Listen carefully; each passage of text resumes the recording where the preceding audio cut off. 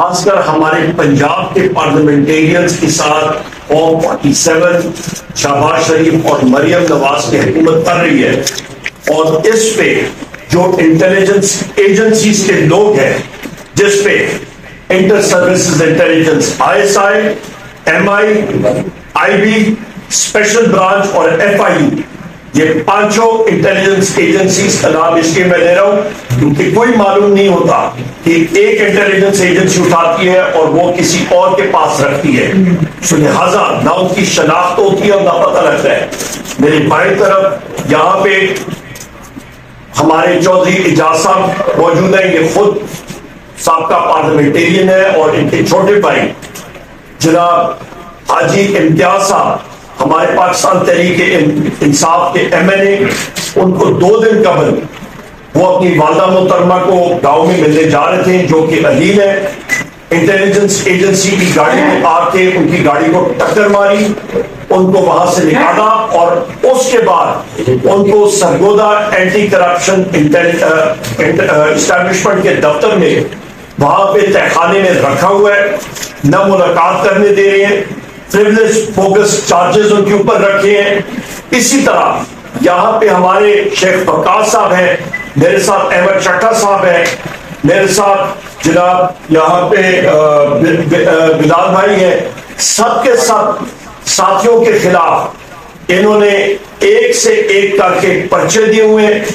Bogus پرچے دیے ہوئے ہیں، اور صرف اس کے لیے کیونکہ ایک دم اینٹی کرپشن اسٹیبلشمنٹ کیس جو پنجاب کی ہے ان کو ایک دم فورس کی آئی، کیونکہ ہم سارے ساتھیوں نے ایفیڈیوٹ دیے تھے اور سائن کر کے دیے تھے پاکستان تحریک انصاف میں شمولیت کے لیے۔ ان کی اس فسطائیت کو ہم لوگ کنڈیم کرتے ہیں۔ میں پھر ریپیٹ کر رہا ہوں کہ وزیر اعظم عمران خان صاحب سے جب میں ملا 2 دن قبل جمعرات کے دن، انہوں نے واضح پیغام دیا تھا جنرل آصف منیر کو کہ ان کی اس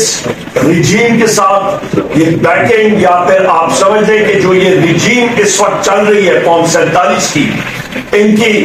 ٹوٹل کوشش یہ ہے کہ فوج اور عوام آمنے سامنے ہو، اور یہ نقصان پاکستان کو ہوگا، پاکستان کو ہو رہا ہے کیونکہ 90% عوام پاکستان کی وزیر اعظم عمران خان صاحب کے ساتھ کھڑی ہے اور پاکستان تحریک انصاف کے ساتھ کھڑی ہے۔ لہذا یہ جو لوگ ہیں جس پہ شہباز شریف ہے، نواز شریف ہے، مریم نواز ہے، مسلم لیگ نون کے ہیں، وہ سب سے بڑی جماعت کو اور فوج کو اس کے درمیان اور بالخصوص پاکستان کی عوام کو آمنے سامنے کھڑا کرنا چاہ رہے ہیں، اور یہ ملک کے لیے نقصان دہ ہے۔ اس لیے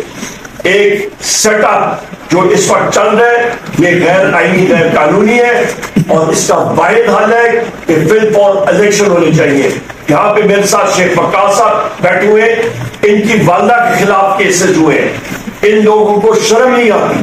اور میں یہاں پہ یہ بھی کہتا چلوں کہ کل کے دن ہم لوگ اپنا اجلاس کریں گے اور پارلیمنٹیرینز یہ اس چیز کو ڈیسائیڈ کریں گے کہ اگلا لائے عمل ہمارا کیا ہوگا، اور اس پہ ہم پارلیمنٹیرینز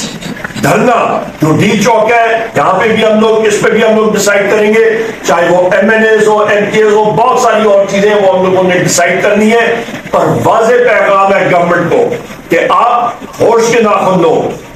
یہ لوگ ان کے پاس مینڈیٹ کچھ نہیں ہے۔